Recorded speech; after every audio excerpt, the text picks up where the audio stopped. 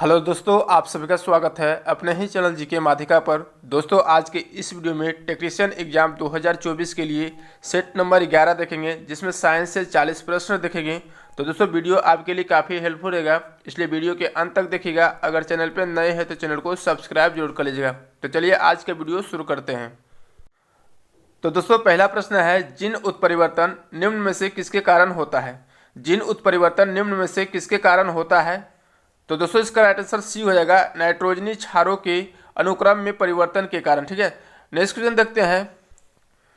Question है, भोजन खाने के पश्चात प्लास्टिक की जिन प्लेटों को फेंक दिया जाता है उन्हें दोबारा से उपयोग नहीं करना चाहिए, क्यों? तो दोस्तों, भोजन खाने के पश्चात जो है प्लास्टिक की जिन प्लेटों को फेंक दिया जाता है उन्हें दोबारा से उपयोग नहीं करना चाहिए, क्योंकि दोस्तों ये गैर जैव निम्नकरणीय पदार्थों की बनी होती है। ठीक है, तो इसका राइट आंसर ऑप्शन डी हो जाएगा। नेक्स्ट क्वेश्चन देखते हैं।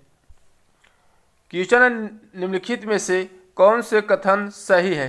तो निम्नलिखित में से कौन से कथन सही है? कथन एक में दिया गया है, सभी हरे पौधे अपना भोजन स्वयं बना सकते हैं। 2 में दिया गया है, अधिकांश जानवर स्वपोषी है। 3 में दिया गया है, प्रकाश संश्लेषण के लिए कार्बन डाइऑक्साइड की आवश्यकता नहीं होती है। 4 में दिया गया, प्रकाश संश्लेषण के दौरान ऑक्सीजन मुक्त होती है। नीचे दिए गए विकल्पों में से सही उत्तर चुनना है। ठीक है, इनमें से सही उत्तर चुनना है दोस्तों, कौन सा होगा? तो दोस्तों, इसका राइट आंसर हो जाएगा ऑप्शन ए हो जाएगा 1 और 4। यानी 1 में दिया गया है दोस्तों, सभी हरे पौधे अपना भोजन स्वयं बना सकते हैं, सही है। ठीक है, और दोस्तों 4 सही है, प्रकाश संश्लेषण के दौरान जो है ऑक्सीजन मुक्त होती है, ये भी सही है। ठीक है, नेक्स्ट क्वेश्चन देखते हैं। क्वेश्चन दोस्तों, सल्भो अनिमोथ्स और अन्य कीटों को प्रतिकर्षित करने हेतु प्रयुक्त नेफ्थालिन की गोलियां किससे प्राप्त होती है? तो सल्भो और अन्य कीटों को जो है प्रतिकर्षित करने हेतु प्रयुक्त नेफ्थलिन की जो है गोलियां किससे प्राप्त होती है? ऑप्शन में दिया गया कोयला गैस, कोक, कोलतार, कोयला। तो दोस्तों, इसका राइट आंसर ऑप्शन सी हो जाएगा, कोलतार। ठीक है, नेक्स्ट क्वेश्चन देखते हैं। क्वेश्चन निम्न में से कौन सी विद्युत आवेश की वह एसआई इकाई है जो लगभग 6×10⁻18 इलेक्ट्रॉनों में निहित आवेश के बराबर होती है? तो दोस्तों, बताना है कि निम्न में से कौन सी विद्युत आवेश की वह एसआई इकाई है जो लगभग जो है 6×10⁻18 इलेक्ट्रॉनों में निहित आवेश के बराबर होती है। तो दोस्तों, इसका राइट आंसर ऑप्शन डी हो जाएगा, कूलम। ठीक है, नेक्स्ट देखते हैं। क्वेश्चन दोस्तों, द्रव तथा उसमें अभिलेय पदार्थों का पृथक्करण किस विधि द्वारा होता है? द्रव तथा उसमें अभिलेय पदार्थों का पृथक्करण जो है किस विधि के कारण होता है? तो दोस्तों, इसका राइट आंसर ऑप्शन सी हो जाएगा, निस्यंदन के द्वारा होता है। ठीक है, नेक्स्ट देखते हैं। क्वेश्चन है, 3 एक समान बल्ब 6 वोल्ट की बैटरी के साथ समांतर क्रम में संयोजित है। यदि परिपथ में प्रभावित धारा 0.6 एम्पियर है तो बैटरी द्वारा क्षय शक्ति क्या होगी? यहाँ पर दोस्तों 3 समान बल्ब जो है 6 वोल्ट की बैटरी के साथ समांतर क्रम में संयोजित है। ठीक है, यदि परिपथ में प्रभावित धारा कितना है, 0.6 एम्पियर है, तो बैटरी द्वारा क्षय शक्ति क्या होगी? शक्ति निकालना है। ठीक है, यहाँ पर वोल्टेज मालूम है दोस्तों, करंट मालूम है, पावर इक्वल टू क्या होता है, वी आई होता है। वी का वैल्यू 6 है, आई का वैल्यू 0.6 है, गुना करेंगे 3.6 वाट आ जाएगा। ठीक है, तो इसका राइट आंसर डी हो जाएगा। नेक्स्ट देखते हैं। क्वेश्चन है, यदि तांबे के एक तार को किसी एक समान चुंबकीय क्षेत्र से गुजारा जाता है तो उसमें प्रेरित धारा की दिशा इनमें से किसका उपयोग करके ज्ञात की जा सकती है? तो दोस्तों, यदि तांबे की एक तार को जो है किसी एक समान चुंबकीय क्षेत्र से गुजारा जाता है तो उसमें प्रेरित धारा की दिशा इनमें से किसका उपयोग करके ज्ञात की जा सकती है? तो दोस्तों, इसका राइट आंसर डी हो जाएगा, फ्लेमिंग के दाएं हाथ का नियम। ठीक है, नेक्स्ट क्वेश्चन देखते हैं। क्वेश्चन है दोस्तों, किसी रासायनिक समीकरण में संकेत AQ को दर्शाता है। तो किसी रासायनिक समीकरण में जो है AQ किसको दर्शाता है? ऑप्शन में दिया गया द्रव, जलीय अवस्था, गैस, ठोस। तो दोस्तों AQ से होता है एक्वास। ठीक है, एक्वास यानी जलीय अवस्था को दर्शाएगा। ठीक है, तो 20 का राइट आंसर हो जाएगा। L से लिक्विड यानी द्रव, G से गैस, ठीक है, और ठोस हो जाएगा S से सॉलिड। नेक्स्ट क्वेश्चन देखते हैं। क्वेश्चन है दोस्तों, पौधों की पत्तियों द्वारा तैयार भोजन को फ्लोएम के माध्यम से पौधे के किन भागों तक पहुंचाया जाता है? पौधों की पत्तियों द्वारा तैयार भोजन को फ्लोएम के माध्यम से पौधे के किन भागों तक पहुंचाया जाता है? तो दोस्तों इसका राइट आंसर ऑप्शन डी हो जाएगा, जड़ों, बीजों, फलों और विभाज्यों तक ठीक है, सभी तक पहुंचाया जाता है। ठीक है, नेक्स्ट क्वेश्चन देखते हैं। क्वेश्चन है, निम्न में से कौन सा कथन गलत है? कौन सा कथन गलत है? तो यहाँ पर कथन कौन सा गलत है बताना। ठीक है, तो इसका राइट आंसर ऑप्शन कौन सा हो जाएगा? सी हो जाएगा। युग्मक निर्माण के समय दो युग्म विकल्पी एक साथ आते हैं। ठीक है, तो ये जो है गलत है। ठीक है, नेक्स्ट क्वेश्चन देखते हैं।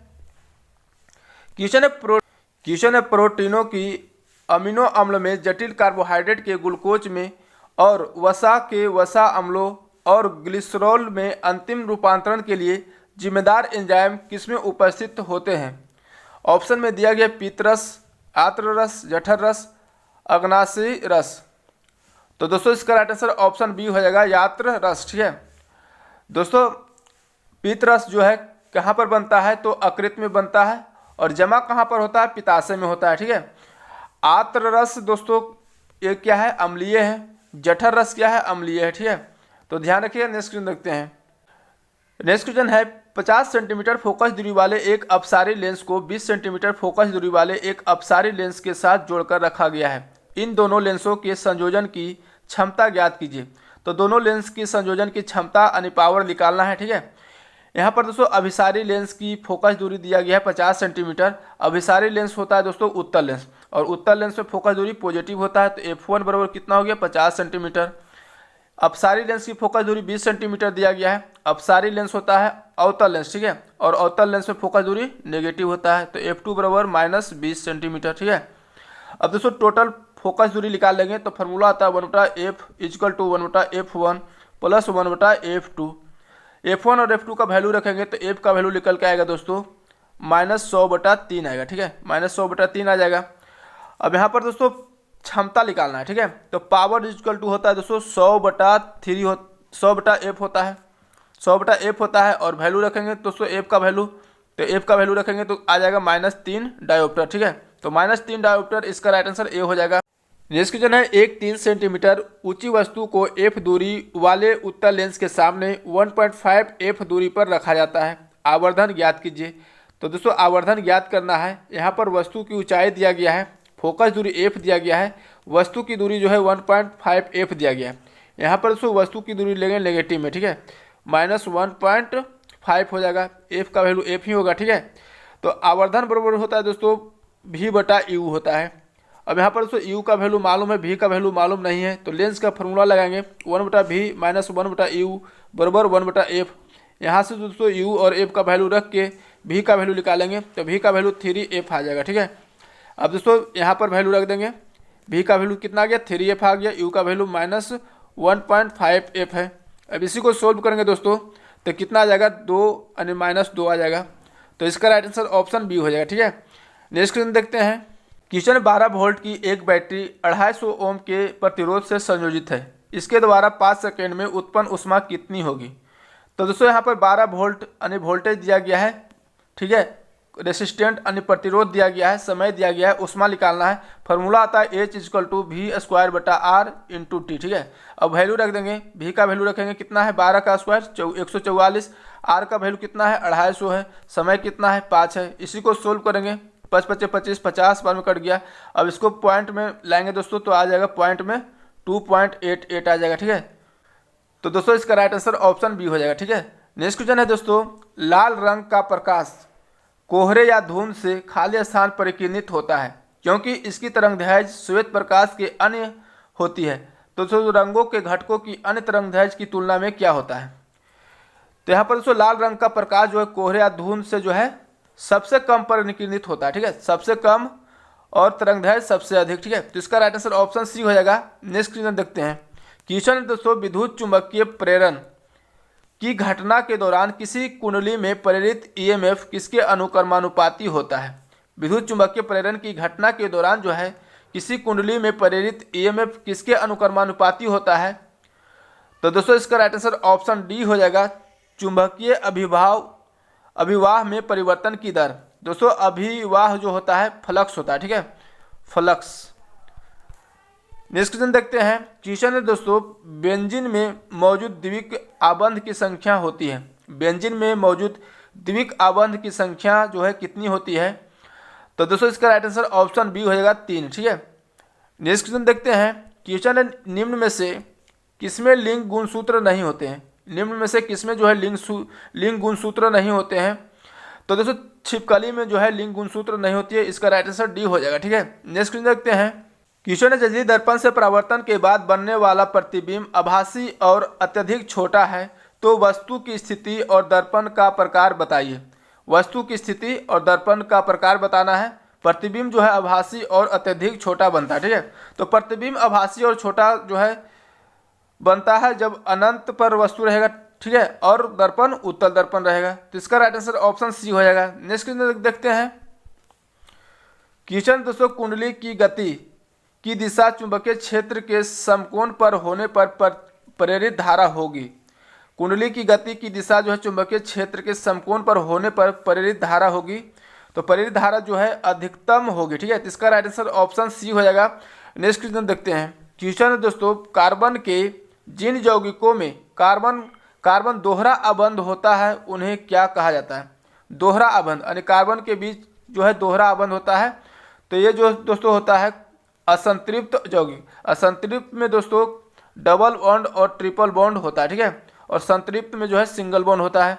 तो इसका राइट आंसर ऑप्शन ए हो जाएगा। ठीक है। अब दोस्तों इसका फॉर्मूला आता है एल्किन। एल्किन का होता है दोस्तों CnH2n होता है। ट्रिपल बॉन्ड का होता है दोस्तों एल्काइन CnH2n-2 होता है। और एल्केन का होता है दोस्तों जिसमें सिंगल बॉन्ड होता है CnH2n+2। ठीक है। नेक्स्ट क्वेश्चन देखते हैं। क्वेश्चन है, तांबे की निम्न प्रतिरोधकता के कारण जो है इसका उपयोग किसमें किया जाता है? तो तांबे की निम्न प्रतिरोधकता के कारण इसका उपयोग जो है किसमें किया जाता है? तो दोस्तों इसका राइट आंसर हो जाएगा ऑप्शन डी हो जाएगा। ठीक है।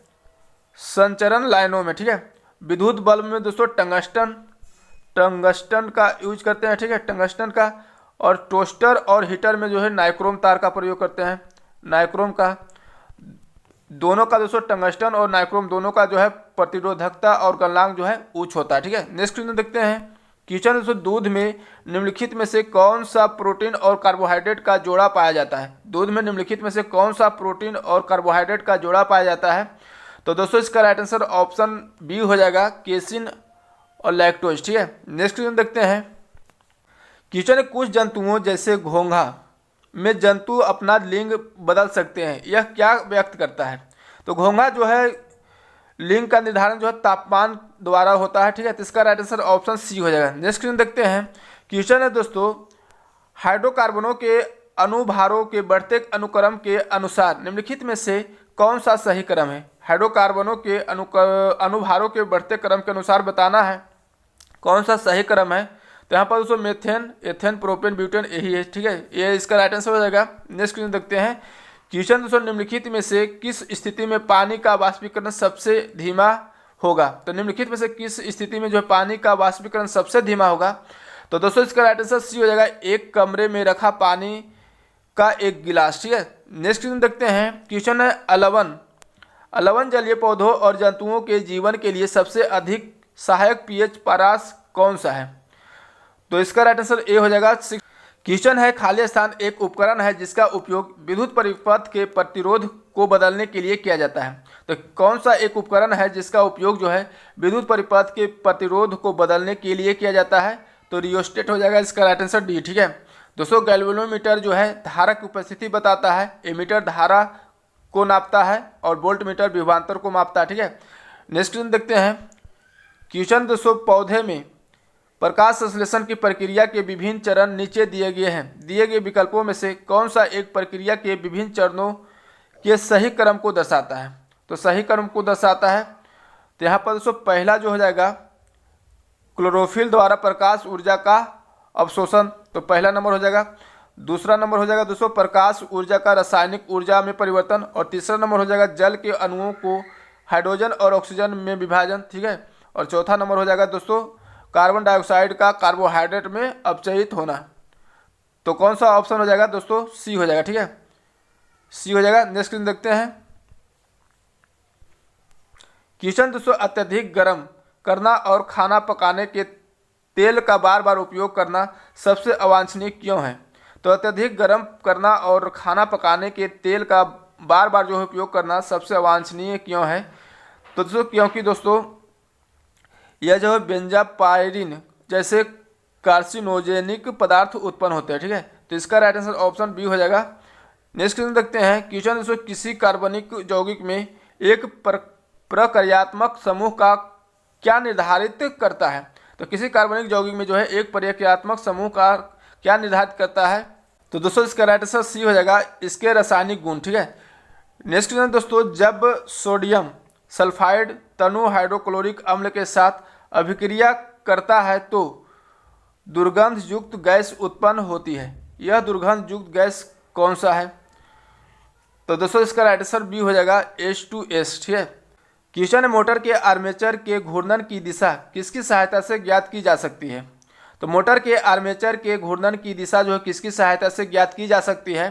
तो दोस्तों इसका राइट आंसर बी हो जाएगा, फ्लेमिंग के बाएं हाथ के नियम से। ठीक है, नेक्स्ट क्वेश्चन देखते हैं। क्वेश्चन, निम्नलिखित कथनों पर विचार कीजिए। निम्नलिखित कथनों पर विचार करना है। यहाँ पर दोस्तों दिया गया क्लोरोफ्लोरोकार्बन जो ओजोन हाशक पदार्थों के रूप में चर्चित है, उनका प्रयोग जो है सुगठित फोम के निर्माण में होता है। ये दोस्तों सही है। ठीक है, ट्यूबलेस टायरों के निर्माण में होता है। ट्यूबलेस टायरों के निर्माण में होता है दोस्तों, ये गलत है। ठीक है, कुछ विशिष्ट इलेक्ट्रॉनिक अवयवों की सफाई करने में होता है, ये भी सही है। एरोसोल कैन में दाबकारी एजेंट के रूप में होता है, ये भी सही है। तो कौन सा कथन सही है? तो दोस्तों 1 हो गया, 3 हो गया, 4 हो गया, ऑप्शन सी। ठीक है, नेक्स्ट देखते हैं।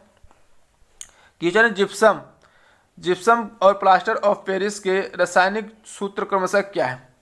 तो जिप्सम का होता है दोस्तों कैल्शियम सल्फेट यानी CaSO4 इंटू 2H2O, और प्लास्टर ऑफ पेरिस का होता है CaSO4 इंटू ½ H2O। ठीक है, तो दोस्तों इसका राइट आंसर ए हो जाएगा। नेक्स्ट क्वेश्चन देखते हैं। क्वेश्चन, निम्नलिखित में से कौन से ब्लीचिंग पाउडर के उपयोग है? कौन से ब्लीचिंग पाउडर के उपयोग है? एक में दिया गया दोस्तों पेयजल आपूर्ति के कीटाणु रहित करने के लिए, तो ये दोस्तों क्या है? सही है। ठीक है, 2 में दिया गया क्लोरोफॉर्म के विनिर्माण के लिए, ये भी सही है। 3 में दिया गया ऊन के असंकुचनीय बनाने के लिए, ये भी सही है। तो ऑप्शन ए हो जाएगा 1, 2, 3। नेक्स्ट क्वेश्चन देखते हैं। क्वेश्चन है, जब एसिटिक अम्ल को सोडियम हाइड्रोक्साइड से उपचारित किया जाता है तो खाली स्थान और जल बनेगा। तो एसिटिक अम्ल यानी CH3COOH प्लस NaOH से अगर उपचारित किया जाता है तो दोस्तों क्या बनेगा? CH3COONA प्लस H2O बनेगा, यानी दोस्तों CH3COONA यानी सोडियम एसीटेट। ऑप्शन बी हो जाएगा। ठीक है, नेक्स्ट क्वेश्चन देखते हैं। क्वेश्चन दोस्तों, भट्टियों जैसे अपेक्षाकृत उच्च तापमान मापने के लिए निम्नलिखित में से किस यंत्र का उपयोग किया जाता है? तो उच्च तापमान मापने के लिए पायरोमीटर का, तो ऑप्शन बी हो जाएगा। ठीक है, नेक्स्ट क्वेश्चन देखते हैं।